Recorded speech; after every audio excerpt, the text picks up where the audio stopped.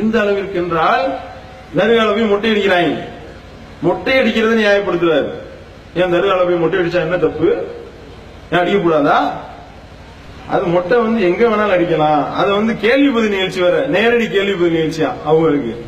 அந்த கேள்வியில கேள்வி பதில் நிகழ்ச்சியில ஒரு அஜரத்து தான் கேட்கிறாரு. மொட்டை அடிக்கிறது போய் வஹாபிகள் தப்பா சொல்றாங்க, தப்பா பேசுறாங்க அஜரத், நீங்க விளக்கம் கொடுங்க அஜரத் அப்படின்றாரு. உடனே விளக்கம் கொடுக்கிறாரு. இந்த கொடுக்குறேன் பாருங்க அப்படின்னு இந்த விளக்கத்தை பாருங்க. என் பேர் குலாம் காதிர் யாசினி. நான் ஜாமியா யாசின் அரபிக் கல்லூரியில ஆசிரியரா இருக்கேன். எனக்கு உள்ள டவுட் என்னன்னா, நம்ம தர்கா ஷரீஃப்க்கு பெரும்பாலானவங்க முடி வெட்டுறதா நேர்ந்துக்கிறாங்க. இப்ப போலி தௌஹீத்வாதிகள் என்ன கேட்கிறாங்கன்னா, தர்காவுக்கும் இந்த மாதிரி நேர்ந்துக்கிறீங்க, பழனி முருகனுக்கும் அது மாதிரி நேர்ந்துக்கிறாங்க, அப்ப ரெண்டு கூட்டாகுதே, ரெண்டு கூட்டாகிறவங்க இஸ்லாத்துல இல்லாதவங்களாச்சே அப்படின்னு சொல்லிட்டு கேக்குறாங்க. இந்த கேள்விக்கு என்ன விளக்கங்கிறத சொல்லுங்க. அந்த கேள்வியோட வஹாபிகள் இன்னொரு கேள்வி சேர்த்து கேட்டிருக்கணும். எதுலயுமே அறவுறதான வஹாபிகள் என்ன பாதி கிணறு தானே என்ன கேட்டிருக்கணும். தர்காவுல போய் மொட்டை அடிக்கிறீங்க, பழனி தானே அவங்க போய் அடிக்கிறாங்க, அதுவும் நிப்பாட்டக்கூடாது. இன்னொன்னு கேட்கணும், இந்த மத்தவங்க இந்த ஹாஜிகள் எல்லாம் அங்க மக்காவுக்கு போய் மொட்டை அடிக்கிறாங்களே அப்படின்னு கேட்டிருக்கணும். அங்கதான் நடக்குது, அது ஏன் இங்கே நிப்பாட்டுறாங்க? இவங்க எப்பவுமே இப்படித்தான், ஒவ்வொன்றும் இதே வேலைதான் பண்ணிக்கிட்டே இருக்கிறது. இதுக்கு என்ன ஆதார் கேட்கறது? அவ்வளோ செய்யறாளே அப்படின்னாக்கா எதுவுமே செய்ய முடியாம போயிருமே. இந்த மாநாடு நடத்த முடியாது. மார்க்கத்துக்கு கூடுமா கூடாதா? ஷாட்டு மொட்டை அடிக்க மார்க்கத்துக்கு கூடும். இந்த இடத்துலதான் அடிக்கணும், இந்த இடத்துல அடிக்கூடாது அல்லாஹ் சொல்லல. எந்த இடத்துலயும் கூடும், நாகூர்லயும் கூடும். அல்லாஹ் அக்பர், அல்லாஹ் அக்பர், அல்லாஹ் அக்பர். எவ்வளவு அற்புதமான ஒரு விளக்கம் பாத்தீங்களா? மொட்டை அடிக்கிறதுன்னு தப்பா? உங்க வீட்டுக்கு வாசல்ல உள்ள சலூன் கடையில மொட்டை அடிச்சா என்ன தப்பா?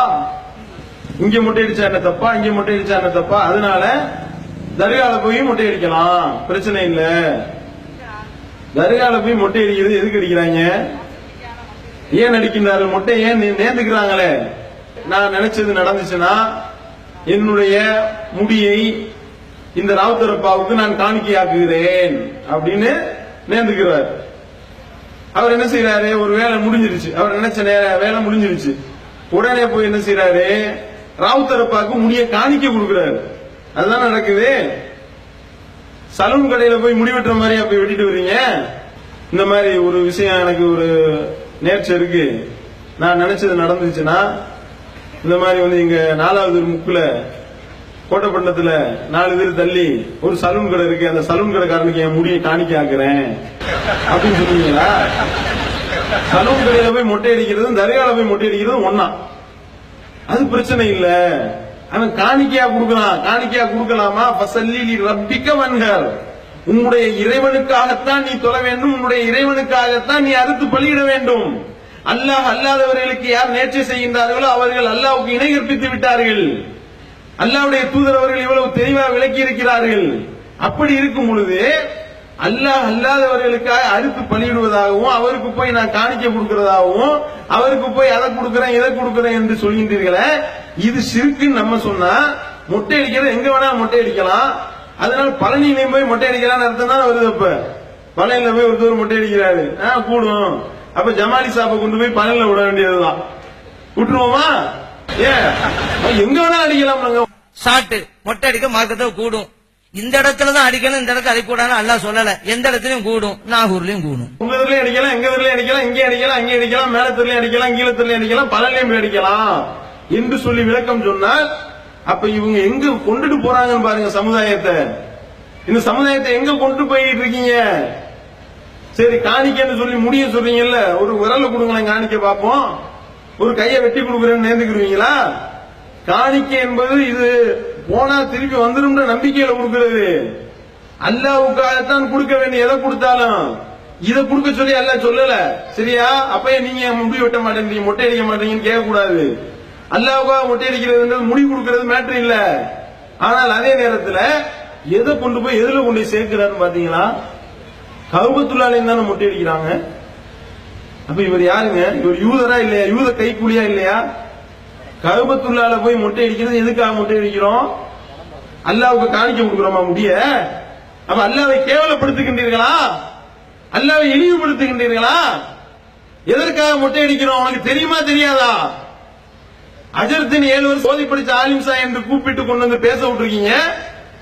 எதற்காக போய் மொட்டை அடிக்கிறாங்க என்ற ஒரு விஷயம் கூட உங்களுக்கு தெரியவில்லை என்றால் எதற்காக மொட்டை அடிக்கிறோம்? உம்ரா செல்லும் பொழுது, ஹஜ்ஜுக்கு செல்லும் பொழுது இஹ்ராம் அணிந்து போவாங்க.